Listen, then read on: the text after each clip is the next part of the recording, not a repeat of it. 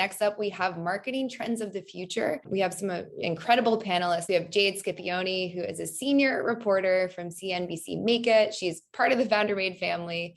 Love having her. Jade, can you tell everyone a little bit more about yourself before we go ahead and jump into the discussion?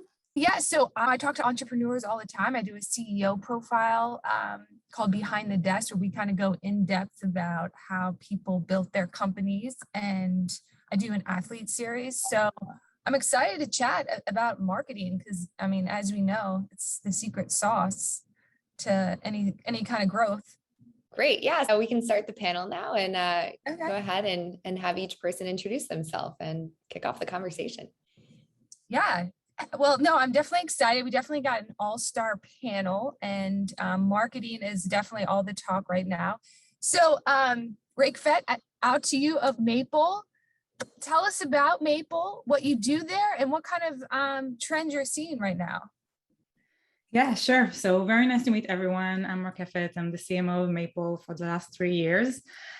So Maple is basically the new way to hire expert marketing talent. You know how marketing becomes more complex, more type of expertise needs to be part of the team in order to be able to scale companies. You can't just, focus on one channel, 2 channels. You always need to expand and to be there throughout your customer journey. And in Maple, we basically have the top 1% experts in the e-commerce industry.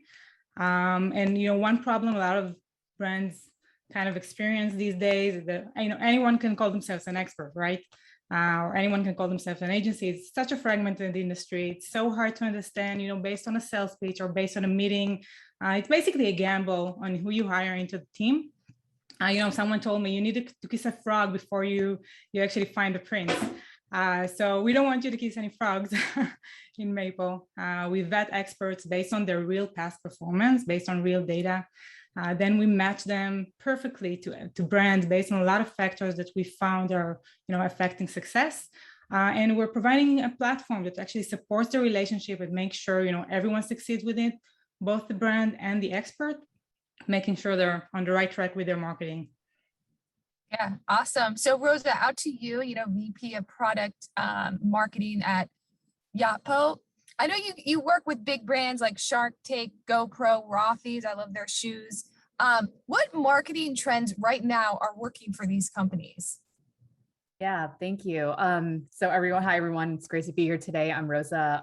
I'll quickly introduce Yotpo first. So Yotpo is an e-commerce marketing platform that specializes in strengthening relationships between brands and their customers.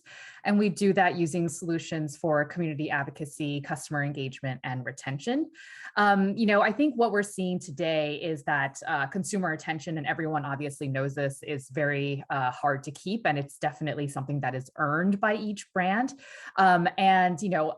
It's this shift from brands are shifting from focusing on just customer acquisition strategies and really looking into their retention and loyalty strategies, because again, customer loyalty is earned. So we really want our solutions to work together to help the marketers with their loyalty and retention strategies by having constant engagement and by leaning on their community for reviews and images and personally generated content. It's a really exciting time to be in marketing, and this is something that we can really help with. Yeah, awesome. So Shannon, out to you, Chief Marketing Officer for James Allen. I had to look it up. I know you guys. Your thing is engagement rings. Tell us a little bit about what you do, and especially what market strategies work when you have such a little niche of clientele. Yeah, you hit the nail on the head. So just a little bit of background on James Allen. We were founded in 2006, and we are the fastest growing e-com retailer for engagement rings and bridal jewelry. And exactly to your point, it's really a life stage purchase. And especially for men, that window of when they're interested in talking about this kind of product is really narrow. They don't want to talk about it before they're ready to get an engagement ring, and they don't want to talk about it once they've done it and they can kind of check that off their list. So it's really for us about finding those specific audiences and really seeking them out throughout the different channels. For us, TikTok has been one that's been kind of a trend channel that we tapped into over the last year. Obviously, consumers have now been there for almost 2 years, maybe a little bit more, but the brands are slowly starting to get there, to create those accounts and to think about the kind of content. So that's been really, really critical for us, figuring out those channels. And we are also a Yotpo customer, so great to see Rosa here. Oh, awesome. So Amanda, first of all, you do a lot in the cosmetic beauty space. Tell us about the 2 companies you work for. I don't know how you do it, and what trends you're seeing. Yeah. So hi, everyone. I'm Amanda Johnson. I am the co-founder of Minted Cosmetics. Minted is a brand all about finding the right shades for everyone and being totally inclusive. I sit on the board of that, but also founded that brand, so super close to my heart. We do a little bit of everything when it comes to inclusive beauty. We have a full beauty catalog, and we're sold in Target and Ulta and HSN. And then currently, I am the Chief Marketing Officer of Underlining. Underlining is a house of beauty brands. We have 3 brands right now, launching another brand next year, which we're very excited about. We say we make premium people products, which is all about products with new and different applications that allow for empowerment and self-expression with at-home applications. So we're very excited to bring all kinds of innovation to the market. And there truly is something for everybody with our brands. And so I think in terms of trends, to the point of no one can do anything, or no one can do any one thing in order to have a full marketing program. When I joined Underlining just 3 months ago, we were a company really focused on our paid advertising. And one of the things I've been brought in to do is expand our world of marketing to all things life cycle and community and loyalty, and just really give people a full 360 experience of what it means to be an Underlining customer. So I think for me, the trends I'm looking at right now are how do, life cycle programs, loyalty review, how does that play into making a more holistic, loyal customer? And how do we continue to bring them newness across our house of brands in an interesting cross-sell way? So I think I'm seeing a lot of brands do partnerships to try and achieve that sense of newness and loyalty with customers, but also just a lot of cross-selling between brands, whether they're in the same kind of family or not. And I think that's a new trend where every brand is really trying to bring their customer a fuller offering, even if they don't have it all in-house. Yeah. So, I mean, you guys already mentioned this, but TikTok, I hear this a lot from CEOs and, people selling products. Then we got, other social media platforms. In marketing, how do you make it, what strategies work to make it authentic? That's the big, that's the hardest part, is to make it feel authentic and make consumers really, want to purchase. Does anyone have any thoughts on that? Yeah, for sure. I think, one of the fundamentals using TikTok and making it authentic is using authentic users. A lot of the times it can be influencers that you build as part of the network. You talked about community, Amanda. This is exactly the place where, UGC is coming in place using TikTok. I think it's probably one of, the 2 only ways to make TikTok authentic is to use both your community and influencers that actually use the product. Yeah, I know, Rosa, in our pre-chat, you talked about SMS. That's a strategy I know a lot of people use. I personally, sometimes I get frustrated with it.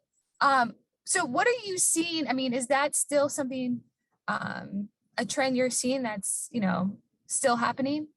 Yeah, absolutely. SMS, the open rate for SMS is something crazy, 98% versus emails, which was very, very low on the consumer list, right? So it means you have this limited kind of window to really get in front of your customer with the most relevant information. So whether that means, engaging them using one of your reviews, right? So if we want to talk about authenticity and putting that within your SMS, keeping it conversational, keeping it relevant, giving them some sort of exclusive access using your SMS program, that sort of engagement will keep them interested, right? So when a brand just emails me kind of, oh, we have, come check us out today, that doesn't really resonate with me. But when it's like, hey, you are exclusive VIP, we have, 24-hour, early open access to our new collection, come shop this today, right now, before anyone else has a chance to. Those are the things that keep consumers interested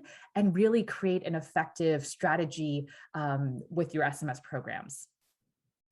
Yeah. Shannon, how did COVID affect your marketing strategies, and how have you shifted? Yeah, that was an interesting twist for us, especially because so much of what we do, the topic of, engagements and weddings was so highly impacted by COVID. I think that primarily what it forced us to do was really take stock and check our content and how we're speaking to the people that visit our website, both on-site and off-site. For example, back in the very beginning, we had a promotion planned with a different theme, and at the last minute changed that to a stay home with me theme, had it, put it as an engraving on an engagement ring and kind of played with it and talked about it in that way. And last year, whether it was COVID or the election or everything else that sort of happened in that period of time, it was so important for us to constantly keep watch of what's going on and be sure that we're reflecting that in our content. And going back to that point of authenticity, just trying not to sound tone deaf in a moment where so many people are tapped into these big things happening in their lives. As we look for the last little bit of this year and next year, a lot of what we do is kind of shifting back. So people are traveling home for the holidays and proposing together with their families. Weddings are starting to come back. So again, just trying to be mindful that things are shifting and make sure that our content is shifting along with it. Yeah. Amanda, as you know, the beauty space is flooded. I think I get a product at least every day or a pitch. How do you make yourself stand out? How do you, what strategies are working to make, yourself get a little bit of an edge? Yeah, I think beauty is one of the most crowded spaces, right? But somehow we all have 10 different brands in our beauty bags. So like something is coming through and like catching you, right? But the question is, what is it? I think it's a couple different things at play. And to Shannon's point, I think COVID has certainly impacted that in a different way. And all brands have had to like pivot and reconfigure a bit, because now before you didn't have that in-store touch and feel moment with the brands. So now it's really, digital and what you're getting online. But I think it's a couple different things. To your point of like, you are inundated with launches and products and so much messaging. In beauty, some of that is just, it used to be the marketing rule of 7. Now it's probably more like 14, 20. You've just got to see it enough times for it to even recall, right? Like there are so many options. You need to be on a podcast, on a billboard, in a store, in an email, and a text. And then like, maybe you remember the name once you see it again, right? And so all beauty brands are trying to just, do those fundamentals. But I think the thing that you called out is the thing that resonates and does bring you in, which is the newness factor. So product launches, you're going to see every beauty brand continue to do seasonal launches, holiday launches, right? Like the big kind of tier 1 launches of like a product innovation or something in complexion, as well as those kind of tier 2 launches of accessories or some sort of color add-ons.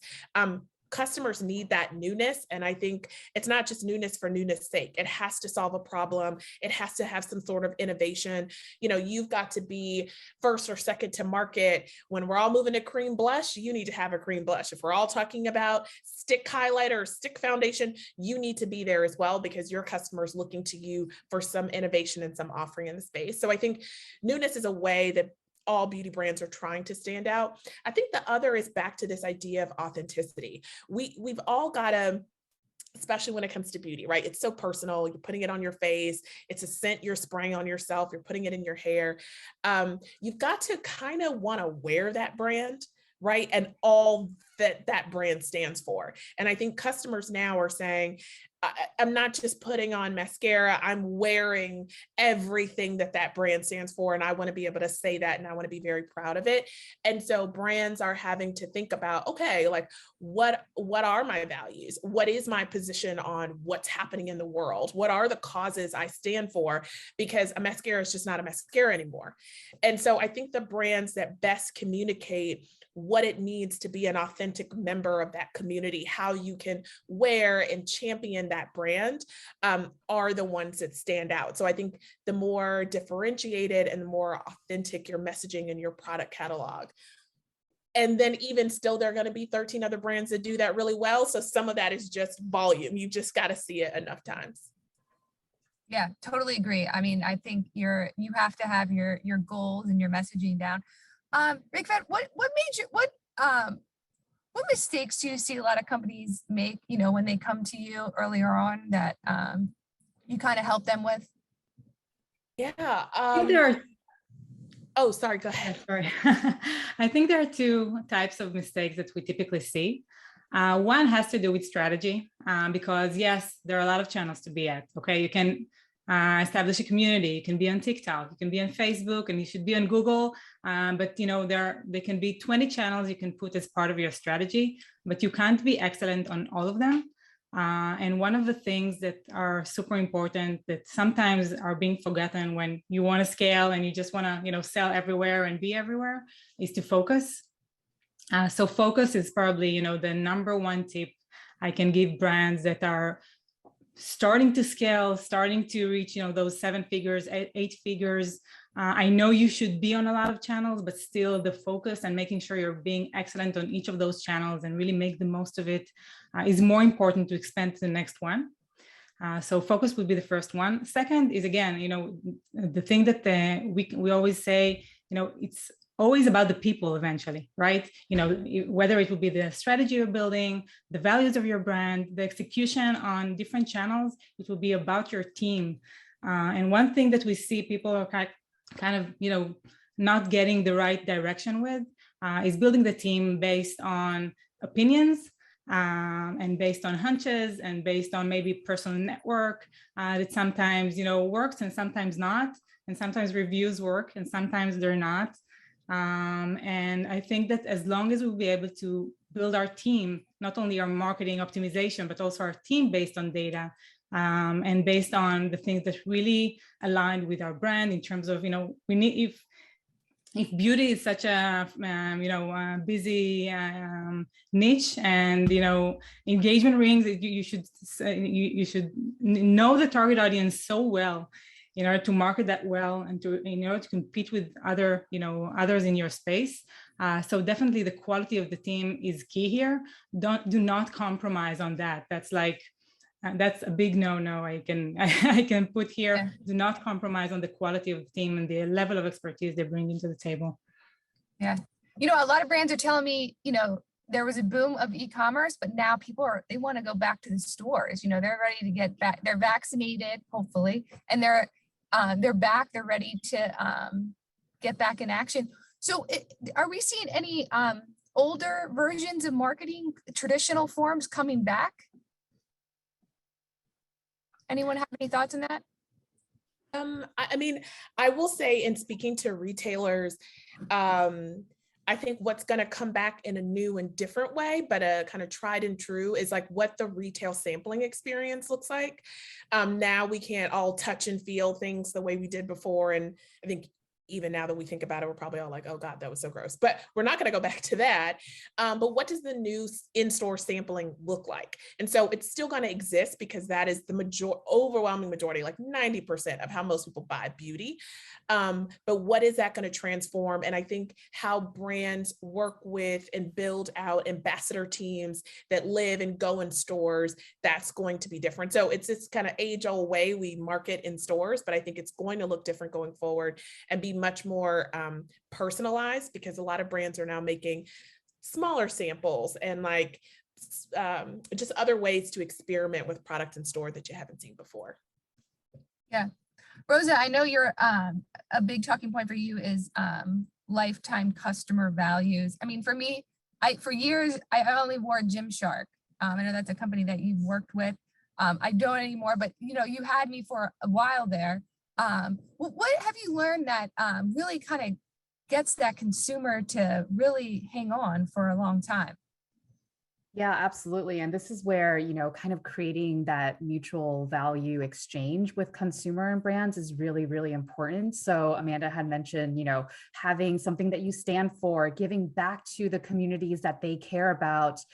It's that emotional connection that really ties them to loyalty. So if it's Shannon, they have this beautiful engagement ring, what about the next Christmas present where they want, the set of earrings that look, or, have that similar feeling of happiness. And it's something that they associate with that not only are you providing maybe some sort of benefit in terms of point systems or redemption or rewards, something like that, but also having that emotional connection is really important. So for a brand to figure out what they stand for, what do they want the consumer to feel when they come to the brand, all of that is part of your customer lifetime value strategy and your loyalty strategy.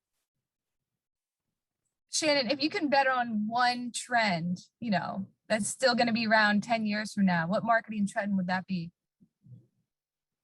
Wow, 10 years from now, that's, five. that's Let's do 5. In marketing land.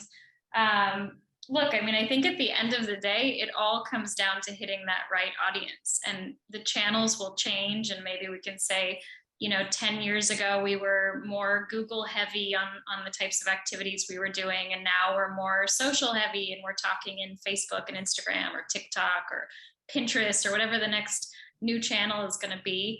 But I think at the end of the day, that kind of core motivation of let's figure out where that audience is and be there in the most authentic way that we can. And to the point of TikTok and authenticity, the other thing I would say is understanding that content can be unique to that channel or to the different channels as well. Like not just taking a piece of content and posting it on every channel and kind of walking away and calling it a day. So constantly thinking about how we're optimizing inside of those, I think is not going to change. Yeah. So we got to wrap this up. Amanda, I want to end with you. What kind of advice would you give, someone who's just launching their startup, just getting into marketing? Is there kind of any simple tips, just as a starting point you would advise? Yeah, just a couple things I'll rattle off quickly. One is whatever you decide to do, have a clear objective, clear KPIs you can measure to, and then be consistent. If you're going to email, what's the schedule? Be consistent. What are you looking for in terms of open rate conversion? Just even if it's posting on Instagram, what is this consistent schedule? And then how do you measure success? I think that's one thing. I think another for startups in particular is marketing just requires a lot of people doing a lot of things.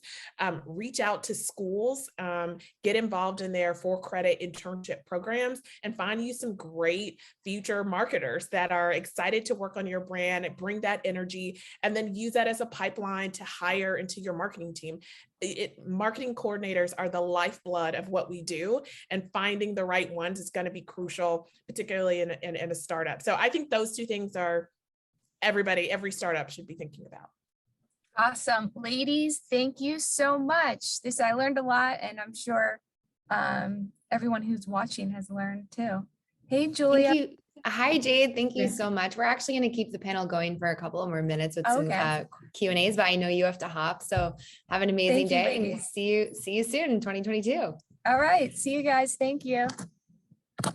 Awesome. Thank you. So we're gonna, I have a few key points that I wanted to quickly mention that I thought were so great. I was taking notes as you all were sharing. So thank you so much. Amanda, I loved how you said you're wearing the brand. So authentic messaging is super important. I love that. Like you're not just wearing makeup, you're like wearing the whole mission. So I was like, this is a very key point that I thought was important to highlight. Rockafette, you can't be excellent on all channels, so remember to focus. Great, not only for marketing, but in life. Rosa, creating mutual value exchange is a huge part of creating the emotional connection that creates loyalty. Love that. And Shannon, remember that your content can be unique to each channel. It doesn't all have to be the same. So we have a couple more minutes left, and I wanted to ask each of you, Amanda, I know you just shared, so we can kind of go around and you can either leave a key takeaway that you would like for people to have at home, or something that you learned this past year, or any advice, just, something you want to leave as your last kind of imprint. So Rakefet, would you like to start? Yeah, for sure. We spoke about authenticity, and I think that, part of the things that make, big brands big and successful is, being frank and being transparent. And I think that as long as this is part of the values when you grow, continue being a human with your consumers, with your team, with how you build yourself. And I think this is a fundamental value if you want to really grow and be sustainable. People are looking for those, this kind of language. So definitely being frank and being transparent as you grow. And then Rosa. Yeah, I think, if we've learned anything in the past year, it's knowing your customers and understanding your customers is really, really, really important. And a lot of that value can be derived from the data that's hiding within all of your solutions. So the importance of building that full understanding of the customer, making sure that the solutions that you use are all speaking with one another, right? That you have the full latest picture. What did they talk about in their reviews? What did they last purchase? What tier are they in your loyalty program? Having all that information will help you better market to them, engage them, and then keep them for life. More information, the better. Yes. Shannon. So I think the last year really taught us the value of being agile and not being stuck in the plans that, you maybe set at the beginning of the year before you know how that year is going to unfold, and constantly be looking at the data, looking at what your customers are telling you, looking at what's going on in the world outside of your brand or your category, and trying to really internalize that and just stay agile, keep moving. Absolutely. Keep moving. Definitely been the theme of the last year and a half. Amanda, is there anything else you'd like to add? No, I think those are all great points. I think I just try and stay optimistic and energetic and make sure my team feels that optimism and energy, and that we're still all going after things, even as those things constantly are changing, that we're just the one team going after it, and we're doing it on behalf of our brand and our community. And I think that's been super helpful. Yeah, it's so important to remember the why and the purpose behind everything. And yeah, we have one question actually in the chat box. We have a minute left on the panel, so if anyone wants to quickly answer this, are there any specific tips for retailers or marketplace marketing strategies that I guess if one person feels really called to answer that? Can you repeat the question? I didn't. Sure. Basically a specific tip for a retailer marketing strategy. Wow, that's sorry, I was just going to say for retail really quick, search and reviews. All retailers care, so make sure you're on a review platform that can connect in, and then they all have search agencies so that you have really great placement on site. That's just becoming more and more important. Yeah, for sure. Social proof is the key. And I totally agree with Amanda. I mean, reviews should be a major focus, and then making sure, you have brand credibility around that marketplace.